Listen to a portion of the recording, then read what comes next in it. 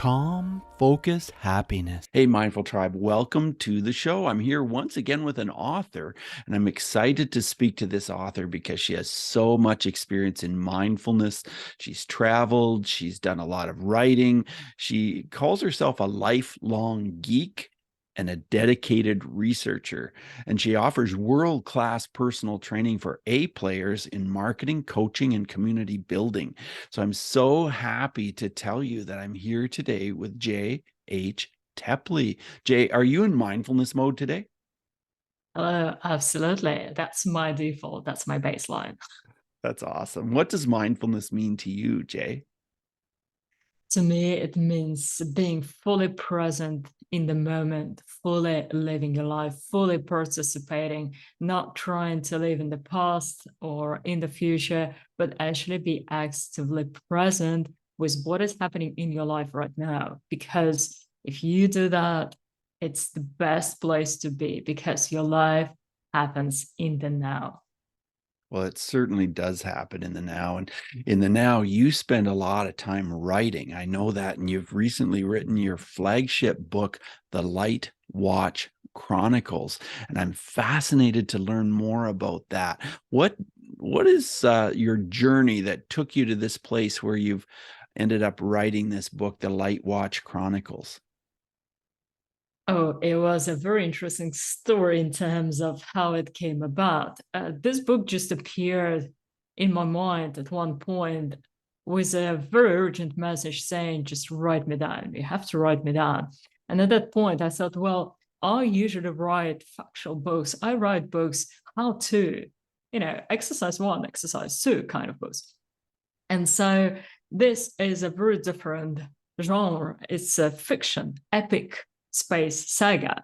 And so I thought that's a very different field of endeavor from everything I've been doing so far. But the inspiration and the urgency behind this message was so strong that I ended up writing it down. By the way, this is the book. You can find it on Amazon. Just There it trying to is. make it not blurry. But yeah, it decides to. Right. Yeah, my camera has its own ideas. So this book, if you are on the path to developing yourself, to becoming a better, stronger version of yourself, if you're into mindfulness and meditation, you're going to love it because it's just such a different way of learning through a story. And we humans are wired to respond to stories and to be engaged with stories. So it's a much easier way than just a dry textbook kind of explanation or guidance. Because firstly, you get to travel to Japan, where I used to live. So you get to walk around Tokyo, you get to see what is there. And of course, because I used to live there and I love Japan, I described it in a detail that people say that when they read it or listen to it, they actually feel transported. And so from that, story involves further, and you get to fly dragons and time travel and get all those adventures.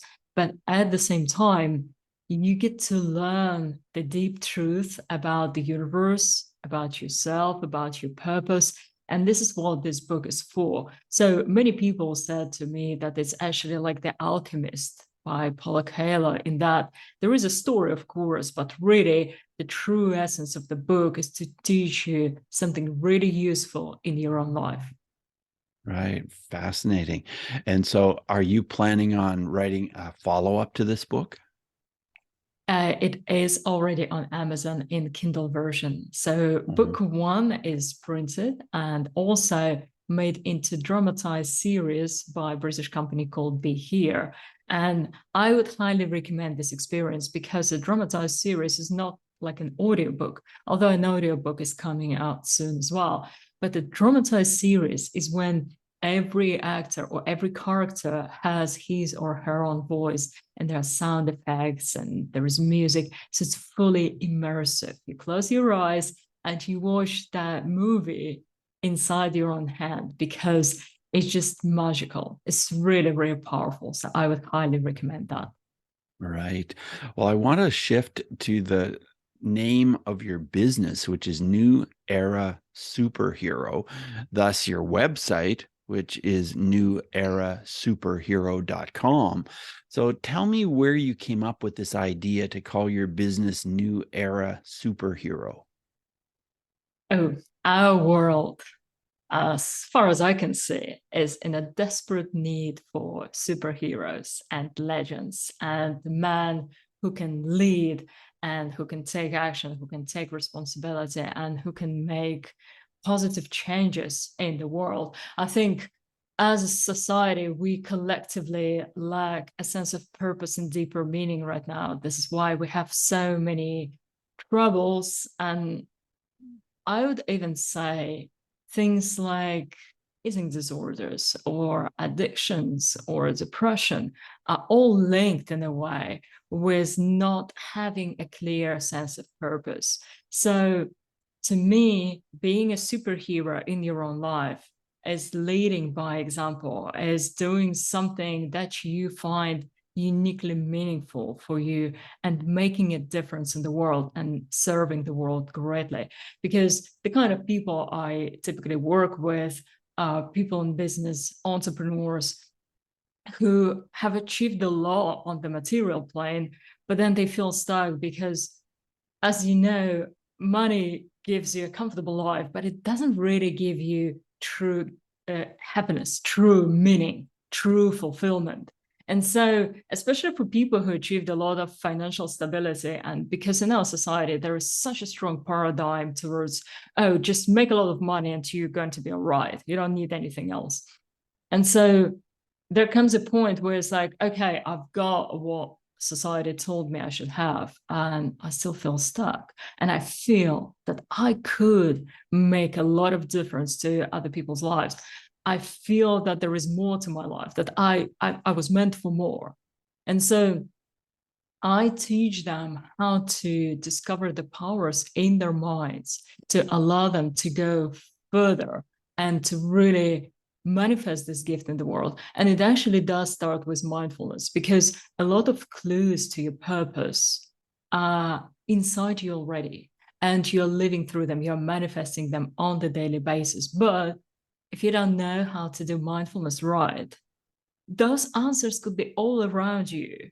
And you still look at them and say, oh, I don't know. I don't know what my purpose is, where it's right there in front of you. So the reason why I called my business that is to make someone excited about developing himself so he can become a greater weapon for good, someone who really serves the world greatly and enjoys the process. Because, you know, being a superhero is a really cool place to be. Yeah, fantastic place to be. Absolutely. Well, I know you've helped many people across the globe to increase their revenue and become more successful and have more impact in the world. Do you work more with men or more with women, or is it about an even balance? My system is uniquely designed for the male mind, Okay. because I respect people's differences and I don't think we're all the same. I think we're all unique beings with our own strengths and weaknesses. And so there are different modes as well. You know, people learn in a different way. And so my system is designed specifically to empower men, because I think there is a lot being done right now out there to empower women, and it's great.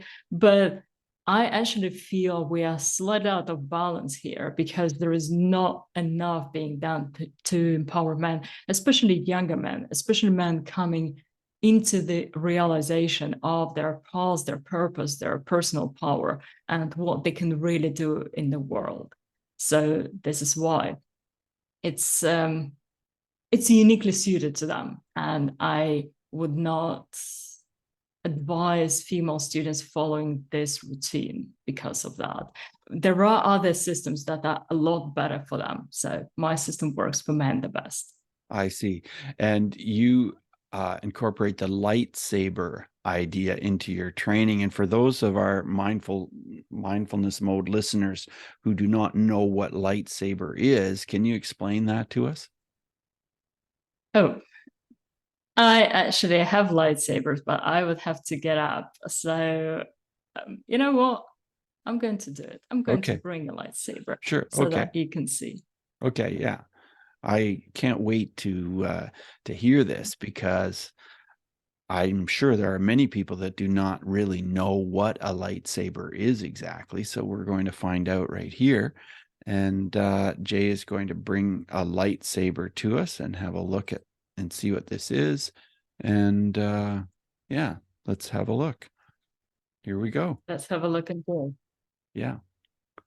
A Okay. lightsaber is something from the Star Wars universe. And so if the force is strong with you, that's what you have. Okay. And what kind of powers does it give you? Well, you can certainly say that I am the Jedi you've been looking for. Okay. I so in our club in London, we teach lightsaber choreography. It's not really combat, although I've been into martial arts for many years. I love martial arts. And so we teach balance and mindfulness through the art of lightsabers, because you have to be really mindful when you're doing choreography like this. But also I teach people meditation, because part of my training is teaching people how to meditate right, because way too many people don't achieve results through their or from their meditation, simply because they skip the first most important step. Right. I see. Yeah. And so if someone signed up with you to get help with you, help from you to do the kind of work you do, what would that look like? Well, I have students from all over the world. So we start our training from Zoom sessions, which is the easiest way. But after a few months, they sign up for a year, because this is what it takes to really adjust your body and your mind to be where you want to be. So after a few months, we go on to retreat. It's an in-person training in one of the most magical places in the world, like Japan, Iceland, Costa Rica, Italy. And we study there together, we train there together. Like it's a bit like a Shaolin training, with a master and a student. We Mm-hmm. wake up, we exercise, we meditate, we eat right. And after that training, people are absolutely transformed, not just internally, but physically as well. They look younger, they feel healthier, they perform better, and people around them notice an amazing difference. Actually, recently, I did a training, and the wife of my student wrote back to me saying, "Thank you so much. It's been a breakthrough that I've been praying for years. And I'm so grateful that it has finally happened." Wow, that is fantastic. So you mentioned that you've done a lot of martial arts in your life. What martial arts have you done specifically? Well, my two favorite ones are medieval longsword, Fiore. It's called Fiore, 16th century longsword, and Krav Maga, which is an Israeli special forces martial art. Oh, interesting. And which one of those did you get involved in first? Medieval longsword, hence my proficiency with the lightsaber. So have you Because always been fascinated with the lightsaber? no, I was first fascinated with swords and Okay. weapons, but then I've discovered that a lightsaber is a lot easier to carry around. It's a lot easier to store, and it's just it's just more fun, especially when it gets dusky, because people stop and take photos and get involved. So I love both, but I just think also the lightsaber brings the magic of something bigger than you, brings the magic of all this incredible universe that George Lucas has created, and the idea of the force, which is very true, because the reason why we respond, or many people respond so strongly to those movies, is because they can sense that there is some truth behind it. There is something, elusive, indescribable, but they know it resonates with them because the force, or what they refer to as the force, is real. Is that energy of the universe, of creation, of God that we use to live, to manifest. It's all around us. It pervades us. And it connects us with everything that exists. So using lightsabers makes teaching this simple truth a lot easier, because people instinctively resonate with that, because pretty much everyone knows what the force is by now, or at least they heard of it. And so it makes this explanation a lot simpler, because this is what you need to understand if you really want to evolve beyond this mundane human existence, because we're not just purely physical beings. We are divine beings living this physical existence. And so if we focus too much on the mundane part of things, this is what makes us feel isolated, disempowered, depressed, and just out of sync in general.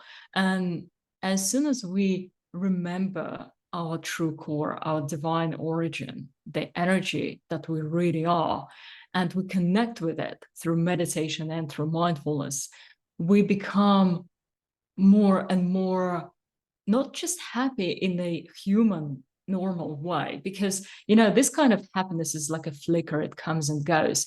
But the happiness that you achieve through developing yourself and serving the world greatly, and especially living your purpose, is that constant underlying warm sense of joy and security and confidence that nothing can take away from you. So even if you're experiencing some storms on the outside, you're dealing with some emotional situation, that underlying level of strength never goes away. And so it gives you a much better chance to win, not just in life, but in business, when you know that there is a source you can always tap into. So this is why it merges so nicely together with my work. Wow, that is really impressive. I want to talk to you, Jay, about your charity work. And I know that your charity work supports mental health, but tell us about it. Well, this is what I do. Me and another guy, we partner to run this club together in London, and we teach people lightsaber choreography, so those moves that they use in the movies. And we teach them to meditate, to be mindful, to explore reality beyond just the confines of the familiar and the physical. And this is how you really become that real life superhero, because you start using what I call the real world superpowers, because we all have them inside our mind, that unexplored abilities that baffle scientists and excite many people, but they're very real. We can sense energy, we can sense other people's emotions. And if we train up just a little bit, we can do a lot more with that. And so this is what being a real life superhero involves. But at the same time, doing these things actually helps you align with your purpose, because what most people don't understand, they think that purpose is some sort of a career path, and they have this diagram, what you're good at, what the world needs, what you get paid for.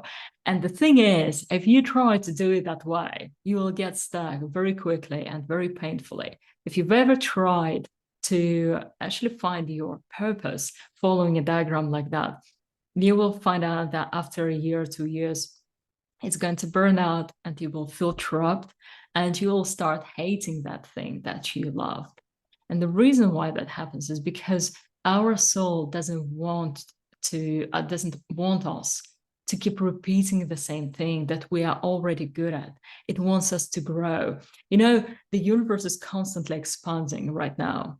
And so us being part of the universe, we are actually bound by the same laws, which means that we have to keep expanding ourselves in our mind, in our energy. We have to keep growing to remain in sync with the moving universe, because this is what gives us power, agility, joy, freedom. All the things that you ever wanted come from being in sync with that force that flows in the universe. And so with that, the more you develop yourself, the more you tap into those abilities that lay dormant for thousands of years, the more your soul goes, yes, you're doing it right. And ultimately, from the perspective of the universe or God or force, our source is not just our purpose is not just something that we do in terms of a vocation or a job or a career. It's something who we are, because the universe expanding and it wants us to expand. And the more we expand, the more we are aligned with it, which means that we are aligned with our purpose. Does it make sense? I'll give a simple example where, for example, if you have an acorn, what is its purpose? Its purpose is to grow into an oak, right? And if you look at the little eaglet, what is its purpose? Its purpose to grow and become the best eagle it can possibly be. So because the universe is patterns within patterns, our purpose is likewise to grow and become the greatest version of us that we can possibly be, which also includes that we manifest, embrace, and develop that divine part of us, hence the superhero theme. Right. Right. Jay, I want to go back to your experience in Japan, and I'd like to just ask you what drew you there originally and what it was like when you first landed there. Right. Well, my real reason why I wanted to go to Japan and why I studied Japanese as a young person was because I have inklings, like have memories from different lifetimes when I used to live there. And so, of course, that was so strong that I just had to relive it again. It's a little bit like, imagine being so in love with someone and then separated that you would jump on any opportunity to meet that person again, no matter what. So that was the feeling that guided me towards that. And it was easier for me, I would say, than perhaps for some other people, because I remembered parts of it. So I didn't have to learn the language again. I just had to remember it. And there were funny stories because I remember when I was learning it at university, and our professor kept correcting me, saying, "Hey, you don't talk like that anymore. It's like it's what all people say. It's like how all people speak. You shouldn't be talking like that because it's weird." And I was like, "Oops." Okay, I need to learn. I need to learn, obviously, because the language changes. And of course, when I went there, even though it was technically for the first time, it really felt like I came back home.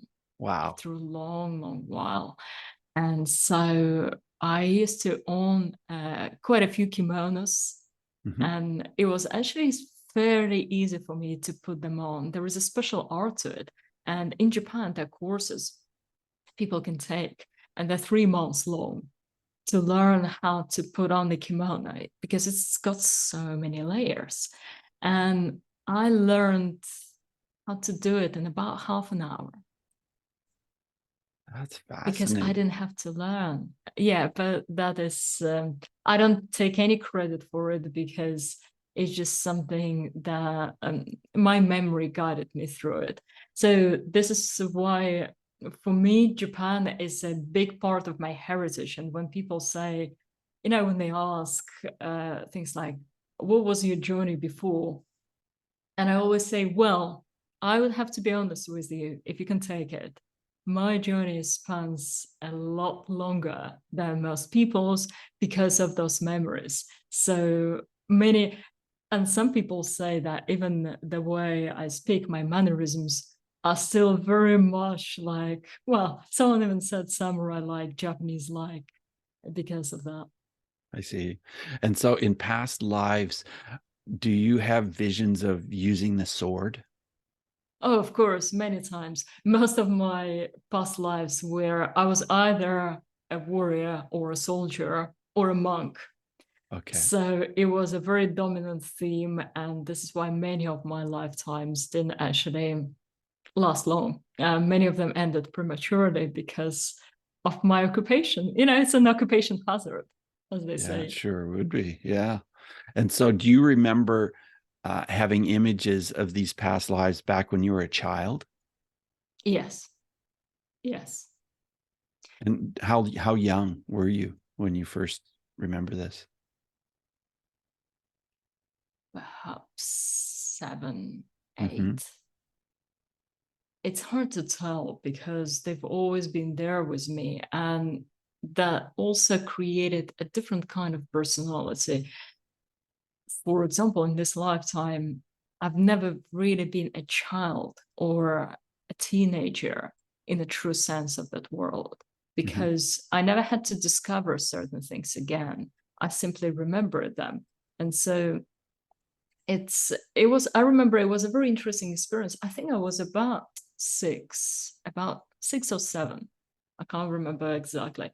And so I was looking at those kids around me, and I was thinking to myself, goodness me, it's going to take at least 20 years for them to grow up enough for us to properly connect.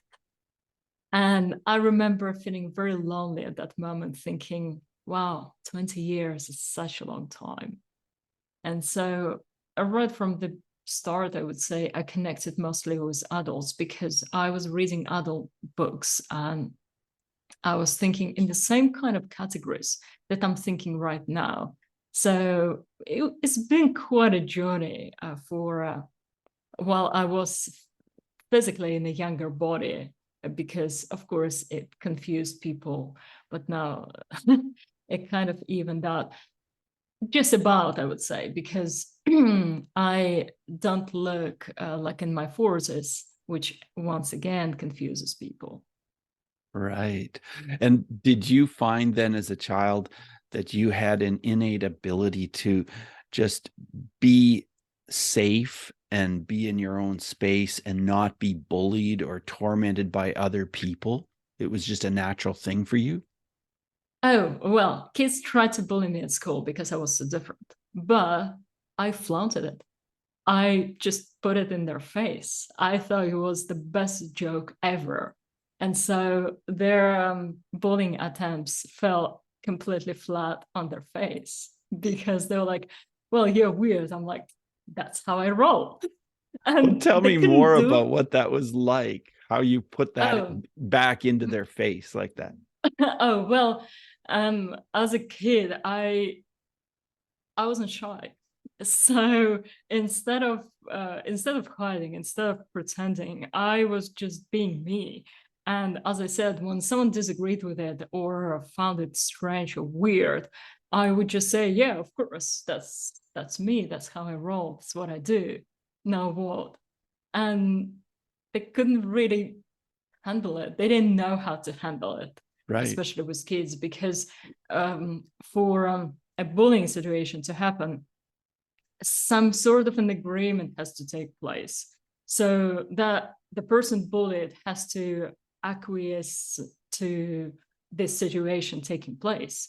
And so, because I refused, and not just refused out of spite, but I loved it and I accepted who I was, they couldn't really do anything. And I think that annoyed them more than if I was trying to hide something, because when someone is bullying someone, the reason why that even happens is because the person bullying is very, very insecure. Yes. And so it's easy enough psychologically to topple them by displaying your confidence. And as I said, because I wasn't really a child, it was it was a very different dynamic. And I remember it actually amused me. It made me laugh. Their attempts to put me down or to call out that I was different to other kids, I just laughed at it. And I think laughter is one of the greatest weapons against darkness and, evil things in the world, because most people who try to do something bad to you would suddenly lose their candor and favor if you laugh at them outright, if you just think that it's hilarious. Because not many people, and as I said, it takes an incredible amount of confidence to be laughed at and still keep going on. And people who bully others or try to bring others down usually are very insecure themselves. So if you come from the position of, the universe created me this way for a reason, I'm here for a reason, and it is what it is. I trust the universe, I trust the higher force, I trust its wisdom, and your opinion doesn't sway me at all. And if you don't do it in an aggressive way, but rather in a way of complete self-acceptance, you will notice that other people just don't want to mess with you because they don't know how to handle you. And that is, again, that is kind of a superpower that you develop. Yeah, that is fascinating. I certainly understand that completely. That sometimes you can use that energy for power yourself. And Yes. I recently read a book by David Goggins, and that's what he talked about, how if people tried to say nasty things about him, or they hated him online on social media, he just used that to fuel himself, and he became even more excited and more fueled. So it kind of reminds me of that. Exactly, exactly. And especially if you try to shine your own light, if you try to follow your path, there will always be people coming at you because you irritate their demons, because they see what you do and they feel that they don't have the courage to do the same with their lives. And it makes them really sad or really angry. And so, of course, they will be coming at you with their grievances. But at the end of the day, it's their story. So if you're mindful enough, if you actually understand where they're coming from, that place of pain, dissatisfaction, Mhm. feeling trapped, and seeing someone else living their dream can be very painful. So mindfulness actually brings a lot of compassion and a lot of understanding.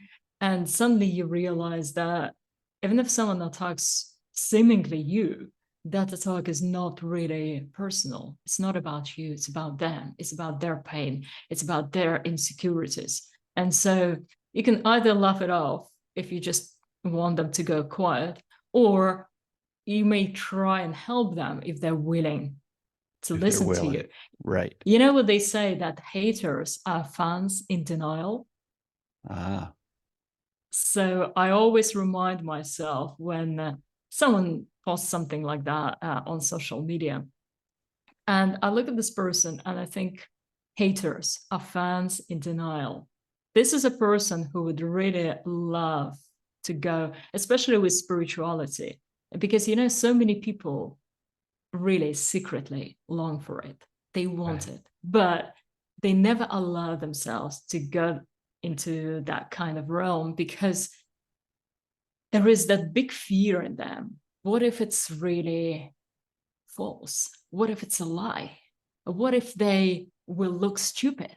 If they go into it, if they trust, if they open their heart, and then they would be proven wrong and everyone would laugh. And that fear is strong enough for some people to keep them away from what they would really, really love to do. And of course, that inner conflict breeds a lot of pain and a lot of dissatisfaction. So I completely understand when someone sees someone talking about these things and they resonate, and yet that person doesn't allow themselves to go and say yes, to put their hand up and to step into it, because commitment is scary, trusting is scary. So I understand that.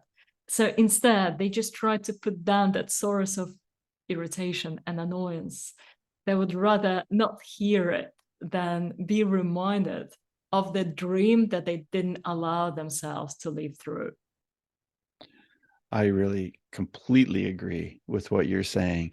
And as I look at you and listen to you, I feel like you're one of the most grounded people I've met and one of the most happy and satisfied people I've met. But has there been pain? Is there pain or fear that you can share that you've experienced?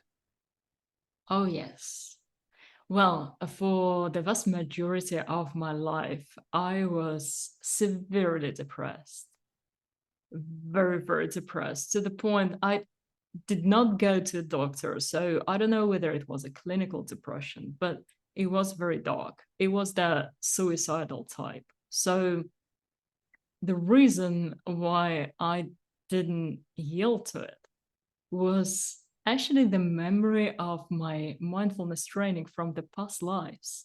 This is what Mm, helped me. And the understanding that the tools that I have and the knowledge that I have are too important and too valuable to just waste. It's something that I had to share with people. And actually, my training saved quite a few people's lives to date in real terms. And so, me being aware of that, I said to myself, right, you may not be happy with your life circumstances right now, but remember, your life is not about you. It's about your service. It's about your duty.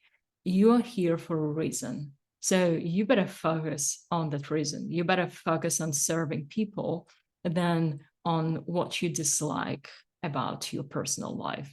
And so once I've shifted that focus from just the ego concerns about, oh, this is not perfect enough, oh, I would love this to be different.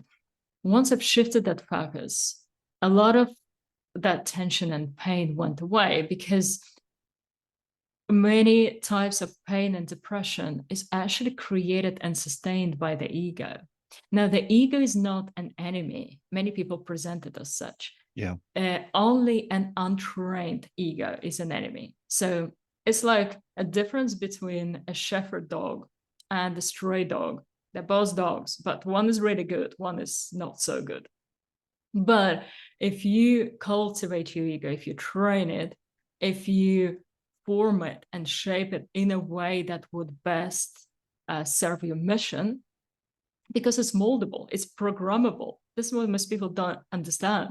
It's not about killing your ego or getting rid of it. You need it. It's your personal story. But you have to create your personal story in a way that empowers you, in a way that is uniquely right for you, and in a way that allows you to really manifest your gift and serve the world greatly. And this is why the first part of my program is focused on that, restructuring the ego, restructuring the concept of self. And so this is because this is something I've lived through myself, and I know how powerful it can be. It's one of the first steps. This, and of course, learning to meditate in the right way, because I've discovered that the absolute majority of people have no idea that they have to slow down their brain waves for meditation. And because they don't do that, many people never achieve true results. And this is why they're not motivated to meditate, because if you do something day after day and you see no results, it's really difficult to keep yourself disciplined and to sustain that practice, of course. But many of my students told me that when they meditate using my technique, they get so hooked that they can't wait to go and meditate. So it's not a willpower thing anymore. They're like, right, I need to go and meditate, because it feels so good, because it feels so empowered, and because they have results to show for it.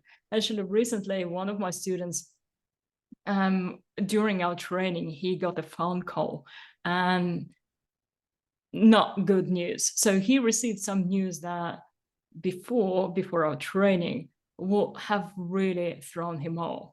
And he shared with me that someone who he really trusted betrayed him, took part of the business, tried to do all sorts of nasty things behind his back.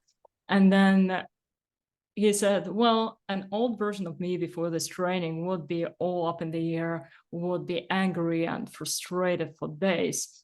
And right now, I spoke to the guy who delivered the news.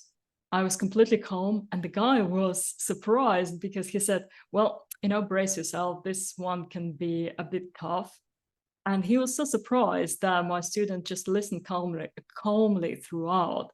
And he was like, all right, well, you see, from the mindful perspective, there are actually some good points and good things in what has happened. And actually, because this person did that, we can now do this and this and this. And he came back to me sharing this, saying, actually, I've discovered effortlessly that there are so many benefits to that person acting that way that I'm actually not upset at all. And he went back to meditating. That's a great story, Jay. That is a terrific story. As we move forward in the interview, I want to ask you 5 quick answer questions. So just 30-second answers are perfect. The first one is this. Sure. Who is one person who has been a powerful mindfulness influence in your life? Sri Maharshi. Okay, and number 2, I want to ask you about emotions. How has mindfulness affected the way you deal with your emotions? It allowed me to become a real life superhero. Oh, that's a great answer. And let's talk about breathing. Are there any breathing techniques or any thoughts on breathing that you can share with us that are related to mindfulness? Absolutely. Breathing is key to your mental, physical health and your emotion control. And I would sincerely recommend this book. It's absolutely fantastic. And the book is called? It's called Pranayama, The Energetics of Breath by Andre van Lysbeth. I would sincerely recommend. The one that I would recommend the most, I know it's going to be more than 30 seconds, but the Okay. skull shining breath is Okay. fantastic. Use the skull shining breath technique every morning to cleanse your mind, your body, and to actually even, they say it even allows you to lose weight if you're interested. Really interesting. Okay, and that covers my next question, which was about a book that you would recommend. And my other question is about an app. Are there any apps at all that you would recommend? Actually, no. I would recommend not using apps at all because they rob you from self-reliance and you want to be self-sufficient with your practice. So you want to go and meditate wherever without your phone. And especially if you connect your mindfulness practice with electronic gadgets, it's going to keep you hooked and it's going to keep you distracted, in my opinion. So no, your mind, the sounds of nature, the sound of your breathing are the best mindful apps out there. Oh, that's so great to hear from you. And before we wrap up the interview, Jay, do you have any final words of advice for our Mindful Tribe listeners? Absolutely. And it's this. If this is one thing you focus in your life, if you want to get true fulfillment, is aligned with your purpose. Live your purpose as much as you can. Remember, your purpose is not a destination. It's not a job. It's a process of becoming a greater version of you. And if you start on the journey, you will discover that you become unshakable with your minds, your emotions. Every aspect of your life will expand. Your business will expand. Your health will improve. So like with that mindful practice, with the pranayama practice that I just shared, that allows you to cleanse your mind, but also lose some stubborn belly fat, it just goes throughout your entire life. So do yourself a favor. Your journey is not just about you. Your life is not just about you. It's about other people whose lives you touch through and from your transformation. So do go and live your purpose as much as you can. Learn mindfulness, learn pranayama, and just don't focus fully on the physical reality. Always remember that you're a powerful divine being that can bend reality to your will. Such incredible advice. And speaking of incredible, it's been incredible to have you on the show. I've absolutely enjoyed your wisdom and appreciate what you do in the world. So keep on doing it. Thank you again for being Thank on you. Mindfulness Mode, Jay. Thank you so much for having me on the show. It's been a pleasure. You're welcome. All the best to you. Bye now. Thank you. Bye. Hey, Mindful Tribe. Are you experiencing anxiety? Are you experiencing stress and tension and feeling as though, it's just difficult to move on? That describes the clients I work with. Clients who have had an awful lot of problem with anxiety and stress, and maybe some kind of habits that are holding them back. And through hypnosis, we get to the bottom of it. We get right in there and we talk about it. But with hypnosis, we get right into what is causing some of this in your subconscious mind, because your subconscious mind represents about 90 to 95% of your thoughts. And you don't even realize what those thoughts are much of the time. And through hypnosis, we can get in there and we can work at this. Doesn't mean we're going to change what's going on in your subconscious mind. It means we're going to become more aware of it and then deal with it and think of it differently in the conscious mind. And I am so happy to have helped so many people with their anxiety through hypnosis and coaching. And you could be the next person. If you're listening to this episode and you would like to let go of some of this anxiety, send me an email, bruce@mindfulnessmode.com. Put coaching session in the subject line. Coaching session, send it to bruce@mindfulnessmode.com. And I would love to have you on a Zoom call for a free session where we can talk about what's going on and what's happening and how can I help you. Because that's one thing I truly know about myself, is that I really love helping other people, and I would love to help you.